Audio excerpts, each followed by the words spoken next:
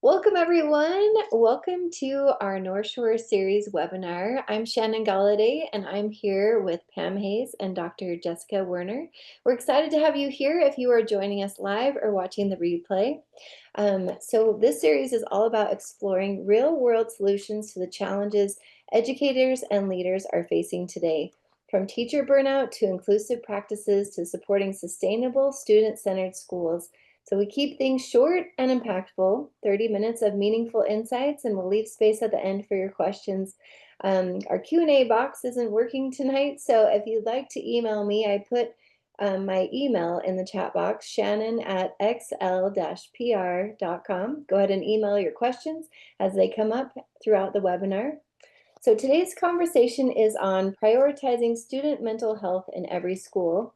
We're excited to be joined by two thoughtful voices in education. First, let me introduce Dr. Jessica Werner, the founder and CEO of North Shore Learning. Dr. Werner specializes in behavior support, including social and emotional learning, student regulation, and self-management, holistic approaches to student behavior and communication for general classroom students and students with additional learning needs. Joining us today is Pam Hayes. She founded Stand for Kind, a nonprofit dedicated to fostering belonging, emotional wellness, and kindness in schools because she believes in every student deserves to feel seen and supported. Through programs in leadership, empathy, and mental health education, Stand for Kind works with students, educators, and families to break the stigma around mental health, reduce bullying and suicidality, and create more connected school communities. So we're so glad you're here, Pam. Thanks for joining us. I'm glad to be here. Great. Well, we're going to jump right in. So I'm going to ask these questions. Some will be directed to both of you, some will be directed individually. We'll start with you, Pam. So tell us about your work in founding Stand for Kind and how it impacts teachers and students' mental health. We started Stand for Kind about 17 years ago, and we started with the tip line. We wanted to make sure that kids had a place to anonymously report. But then from there, we wanted to be proactive and give teachers the tools, parents the tools, and students tools on mental health, suicide awareness, anti-bullying, character building, leadership, and just build resiliency in the community. Well, that's great. Yeah, thanks for all that you're doing. So this question is for both Pam and Dr. Werner. So mental health concerns among students have reached record highs. How can teachers recognize the earliest signs that a student is struggling and what supports should be in place before a crisis develops? So first we'll start with you, Jess, and then we'll go to Pam. Yes, for this question, the first thing that came to mind is ideally teachers have a relationship with all their kids at this point. You know, at the first couple of days of school, we're working on it. By October, and certainly as the year goes on, you already have some kind of foundation for a relationship. So you can tell when something seems off. And this isn't just teachers. I recommend leadership as well. I know it's a lot harder and you have a lot more students, but getting to know everybody on an individual level is really important because it helps you to know when something's going on. So that's the first thing. You should, within your relationships, daily check-ins, just noticing demeanor. Sometimes you won't get responses that are accurate, but you can tell the demeanor has changed. And these are things to really keep an eye on. And then things like absences are a huge red flag. When students start being absent, going to the nurse excessively is a red flag. A lot of times anxiety manifests itself with like stomach aches, headaches. If you're starting to see them disinterested in things that they used to like if you know your a little boy in your class is a soccer player and you see at recess he's not joining in soccer, those are all signs. So those are a few of the things that I would recommend to teachers at this point in the year. Great, thank you. What do you think, Pam? I agree, right on. You need to have that connection, and we really promote that. Teachers have to know their students, and they'll see if grades are dropping. If they've had a student for the last couple of years and they've been A students, and this quarter they're coming back and they're struggling a little bit, or they're more quiet or withdrawn, and to just connect with them and find out what's going on. The connection piece, I think, is key across the school. Absolutely. Then this next question is for Jess. Supporting student mental health starts with supporting teachers. So how can schools protect educator well-being without adding more to their plates? This is important because we know educator well-being impacts student well-being. We have data. We know that it can play into this. But also we want our teachers to show up feeling well and supported so they can be their best selves. Um, I think there's a misconception that doing work around teacher well-being, mental health adds anything to what the teachers are already doing. There's so many ways to integrate this that don't add to the teachers' workloads or schedules. In fact, the number one thing I offer when somebody says, what can I do to start helping my teachers who are struggling with well-being, I say, start taking things away. Honestly, just start taking things off their plate that aren't 100% necessary. There's this great book we recommend. It's called Subtract. And or think about how you can delegate some of those tasks that the teachers are doing. How can you delegate those maybe to parents who most of our school partners have a parent community or a parent who wants to be really helpful and involved. Why not let them do some of the photocopying, et cetera? So first of all, we try and help you take away, not add to. Also, by putting supports in place like coaching, adding instructional support, well-being support. The beautiful thing about coaching is it doesn't add to their time. It just kind of integrates into the day as it stands. And so it doesn't take advanced planning. All it takes is somebody willing to have you come and be a part of their class and have a conversation after.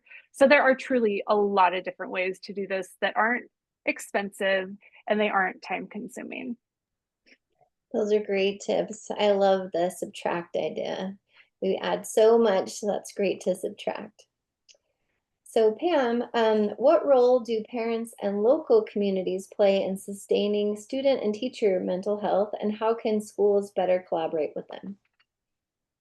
Like I just was saying, really get the parents involved. There's a lot of parents that want to come into the classroom and can volunteer. To have them help out the teacher is great. But also in the community, there's a lot of community groups that can bring resources, training, some of the training, resiliency, burnout training, and let them come in and help train either the class or even the teachers on their professional development days, and to give them tools and resources. There's a lot for parents that want to help and have access to resources.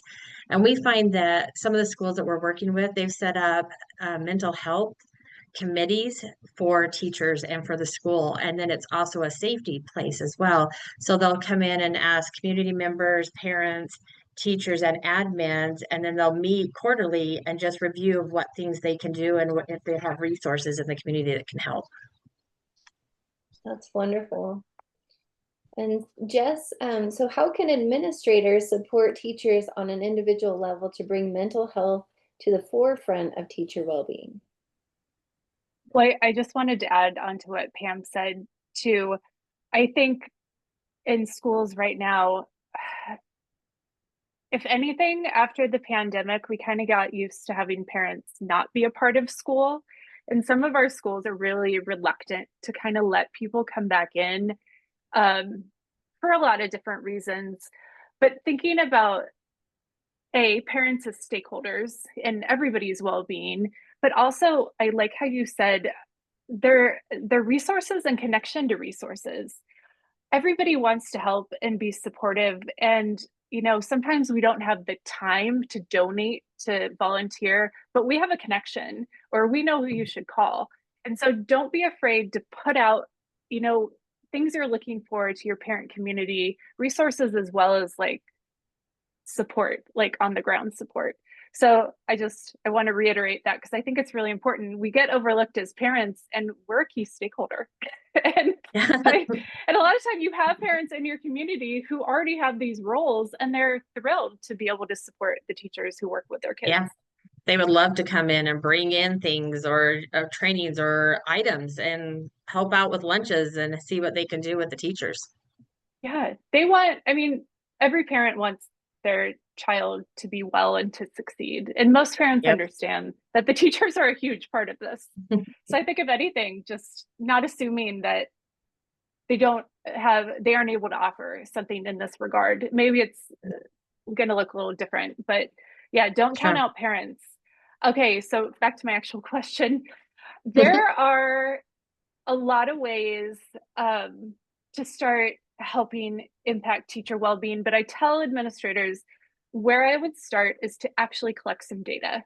So anecdotally, nobody's in your office crying this week. You figure everybody's okay, nobody's quit, nobody's taken leave.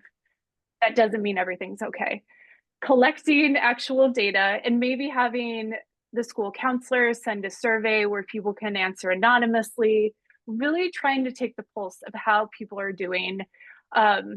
I do recommend it not coming from the lead administrator just because people can wonder like, oh, what if they know it's me?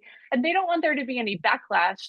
And again, we're trying to create these cultures where that's not something people are going to be afraid of in the future. It's more like I understand that my administrator wants what's best for me. And to be able to give Right. that, they have to know where I need help and how I'm doing. So collecting data with a simple Google form. Also, I have to highlight some friends. Their program is called Mario Education. They're based out of Bangkok. So Mario works mostly in international schools right now, but they developed software first to measure student readiness to learn and well-being, and now they're developing, they're prototyping for teachers. So it's the same, the idea is like a check-in once a day or even once a week to start collecting that type of data, because then we know where we start and we know when we grow, or we know like the first question when things go south because Yeah. we have the data in front of us. So yeah, looking I into love different that. ways That's to a do that. great tool. Yeah, and So, Mario, I believe they offer their first month pilot for free. So it's like, try it out, see if it works for right. your school. Um, if anything, again, it's just a way to be able to say, here's where we are, here's what we need. And like they told me, one of the interesting things is that they track the data over time and they know they're like, ooh, October, that's going to be a tough time for kids. And then they Sure. see like what's happening in October. Oh, it's when they take the first set of standardized tests or whatever. And then you start actively planning around those things and anticipating them. But I think doing that, some kind of data collection, both for teacher well-being and student well-being, is a good place to start. You have to start with teachers. I think that's a great idea. So, Absolutely. Those are great tips. Thank you. So Pam, your organization emphasizes connection and kindness. What strategies have you seen to work to reduce stigma and help every student feel like they belong? we really start with the students and we'll do peer-to-peer training and peer-to-peer clubs and start working with them with activities, training, mental health, resiliency, really give them the tools because students are talking to students and then they go out with a script and we take our high school students and teach them how to give lessons in the feeder schools. So then they'll talk to the middle, the elementary, and it really gives a connection. And middle school students going into high school, they feel like they already have somebody there that they can talk to and relate to. And it helps them bridge that gap and move on. With the kindness, everybody's like, be kind, but we really have to start with ourselves first and be kind to us. We can't help anybody unless we're helping ourselves. So we really start with kids learning self-care and also parents. So we have what we call our parent retreat where they learn how to take care of themselves. We have to give everybody coping skills and really build ourselves up and resiliency skills in order to help everybody and to change the culture and the climate of our schools. I love that. That's great. You're taking care of the parents as well and giving them the I want to go on a parent retreat. Come on over. We want you. Yes, I That's love this idea. I know there's so many assumptions. Like the parents understand how to do this at home, and the teachers understand. And Mhm. it's like, if we're not talking and we're not training each We're not. other, how do we know? We all need a manual to be a parent and a teacher. Everything we have to I'm learn from somebody. It takes a village. So if we I'm can waiting help on my each other, manual. It's been 13 years. It's not in the mail, but yeah, no, you're right. We just assume that everybody knows what's know. best and how to do these things. And we like taking the students and let them tell us what's going on and how are they doing. We just did a video with a couple high school students, and they're like, we don't want to listen to our parents, even though they're probably right. We still don't want to listen to them. And that, I mean, how's that? That's been going on forever. So, but they'll listen to their friends. So if their friends are like, hey, maybe you shouldn't have done that, or, this behavior, I'm not sure about. So if they can talk to their friends and we give them the tools and what to look for, it just helps the situation. And the parents can learn from our kiddos. They're so powerful. They're so wise. And they Yeah. are. Yes, that's so great. Giving everyone the tools they need. That's so helpful. So Jess, mental health programs can be hard to quantify. What indicators or data points show that a school's efforts are making a real difference? Yeah, this is something we're constantly working on and imagining how to do and trying to figure out in real time how to quantify like interventions that happen at school. I haven't found the perfect way yet. I'll say we're in progress. And this is still, we're talking about teacher well-being. This is within the last 5 years. Like this is new. Really, in the last 2 years, we're talking about quantifying and measuring.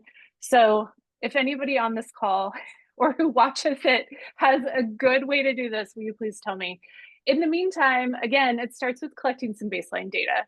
So start with some baseline data. It can be crude data, it can be your Google form, it's okay. But just start by collecting data and then do it over time and see if there's impact, see if it's measurable. And as we fine tune the best way to do it, don't be afraid to just start on your own. Again, something like Mario Education, where you're checking in once a week or every day, you will see it in the data over time because you're looking at it week to week. So that's one way. But yeah, we're really interested in how to measure this best and how to measure impact of our programs. So yeah, we're trying to figure it out too. But don't be afraid to try. Don't be afraid to collect something just to start. It shouldn't be a reason to not try. That's a great idea. Just start where you can and then go from there. That's a great, thanks. Pam, so how can school leaders move beyond a one-time training to build a culture where mental health and emotional safety are part of the daily routines? I think with the teachers giving a 10 or 15-minute lesson just on character building, resiliency to their students, and also having resources for them to handle things to go through. We do it, other companies out there will have those quick lessons, quick tools. It's a toolkit for teachers where they can go in and get the tools, but really started in the classroom with the quick character building resiliency lessons. And then we also like with teachers getting at the beginning of the school year or each quarter to sit down with the students and plan out your class rules. How are we going to treat each other? What does this look like if we have conflict? What's our behavior inherent? And then how are you going to treat the teacher? So the teacher will ask them, this is how I want to be. How do you want to treat me and how I want to be treated? Let's get on the same page. And then they kind of do a contract, but it gives them a standard of where they need to go and they can know how they're going to be treated and what the culture is in the school if this teacher is doing. And if they all do it and keep it on the same place, it really grows the culture because they all know what their expectations are. Yeah, that's great. So this question is for both of you. Despite the challenges, what gives you hope right now about where schools are heading? And what is one thing every educator can do tomorrow to make a difference? So what do you think, Jess? I have a lot of hope. The fact that this conversation is happening is a really good sign. We started talking teacher well-being in around 2018, and not a lot of schools were engaging with us because it really took pandemic schooling for teachers because they're a stoic group. They know it's hard, they expect it to be hard. It takes a lot for them to reach a point where they're asking for help or where they're showing um, that their well-being is on the line. It really took, I think the pandemic really was the impetus for that. So yeah, the fact that we have these conversations, that I have schools calling and saying, what can I do to help my teachers? Or we know student well-being is low. how can we engage in it? I'm just so glad that schools are having these conversations because everybody needs to be having them. I don't care what kind of school you are, I don't care where you're located, what your population is. This is critical for everyone. And one thing the teacher can do tomorrow to make a difference, I think it's back where we started. It's relationship. How are you, think about it for tomorrow, it's Friday. How am I going to have some intentional time with every student tomorrow? Maybe it's 20 seconds, maybe it's a check-in on the way into class. How am I going to make that a priority tomorrow? That's where it starts. Relationships, you cannot underappreciate the value of the relationship. So it all happens, it all compounds in little actions. I love We do that. that as well. We challenge the teachers, five students that you don't know anything about, and connect with them. You have a week to connect with them, and what do you know? And then when the teachers get together for their meetings, they can all share the new students and what they've learned. And it's amazing. They're like, I didn't know this student did this. And it changes the relationship. And now that student's excited to come to their class because they've got this Mhm. connection going on. So connection is key. Absolutely. Connection is key. I love that. Is there anything else that either of you wanted to add on this subject or any other topics that we've talked about? I'm curious about what is giving Pam hope in your work? Your work is really broad around the US. Like, what are the indicators that give you hope right now? It's the students that step up. When I see the kids that are like, we're here, what can we do? We had a team that were at a district, and after the training, the students came up and say, okay, this is really what's going on. How can we handle it? And they brought all the problems to us to say, this is what we need help with. This is where we want to go. And they're the leaders. To see them come forward and help their teachers and give shout outs to their teachers, why they're there. We had a young man stand up and say, I'm here because of Mr. Joe. He saved me. He believed in me and gave me hope. And it's these students every time we see them. Yeah, they gave me hope for the future too. I tell my daughter, I said, I'm so glad it's your generation who will lead things because Yep. you guys give me hope. Yep. Absolutely. Well, thank you so much. This has been a wonderful discussion. Thank you for your insights. And I'm going to check if there's any questions coming in. If you are here live and you haven't submitted a question, we'd love to hear from you. You can email me your questions at shannon@xl-pr.com. Go ahead and email your questions. We'd love to answer any of the questions that come up here live. And if you have any as you're watching the replay, you're welcome to email us as well. All right, so let's see. A question. Can you elaborate more on just, I know at the very beginning we talked about, so this is a question that I have. So at the very beginning we talked about the signs, how you notice if a student is struggling with their mental health, like some of the signs. Can you elaborate a little bit more on that? Because I think that was a really good point. If we can notice the signs, we can prevent a lot. So this is a question for both of you. If Jess, you want to answer, and then Pam. I'll let Pam start. I feel like you might have You're more great. insight. So we just actually had a school where one of their teachers realized a student was just withdrawn. The student's usually right front of class answering question, raising their hand, and they hadn't for the last month or so. And the teacher wasn't sure, but what she did is she reached out to her counselor and said, hey, will you just do a check-in? I'm not sure, but I just have seen the behavior's not normal. And just let their counselor know. And then their counselor was able to get in and talk to the student. And the student has been in crisis and had some stressors going on at home. But that teacher just took that moment and just noticed the behavior, just a few things. Really, the withdrawn, if they're not turning in their homework, if they're not showing up for class, it's just their behavior is different than their norm. Thank you.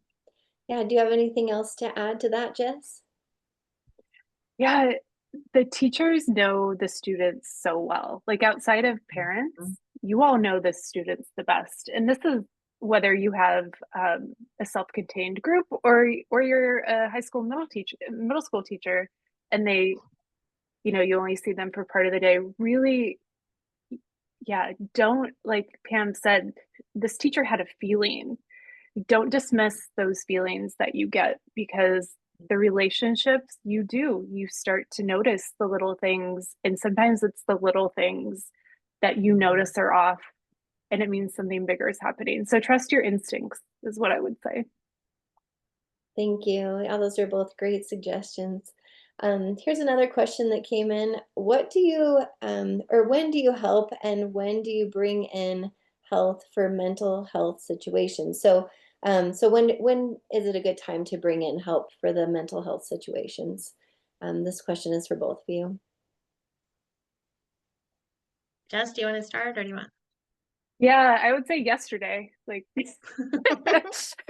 I, they should, if your school does not have some kind of system, it needs something. And I know we have school partners who, they don't necessarily have a counselor in school. In the US right now, we have a counselor social worker shortage, so it is hard to find. But there are ways to bring in services through contracting with different counseling partnerships or organizations. But definitely, it's time to have some on the ground support. Pam, what do you have any like concrete suggestions?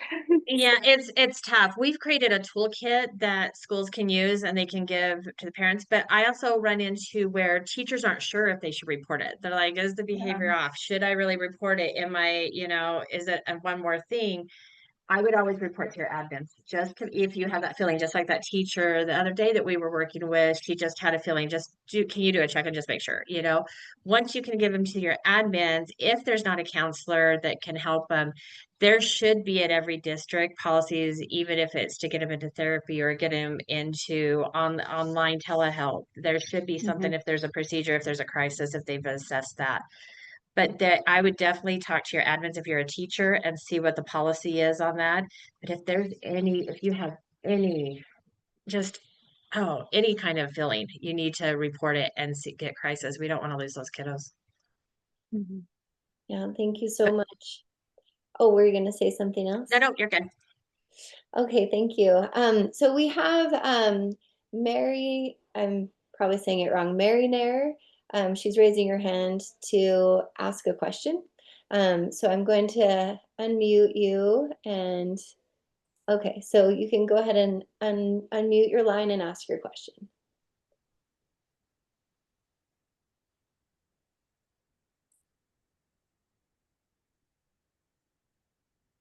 Let's see, are you able to unmute your line?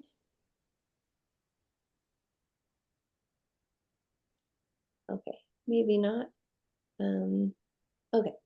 Well, if you do have a question, we'd be happy to answer. You can go ahead and email us, or you can raise your hand to talk. So thank you so much.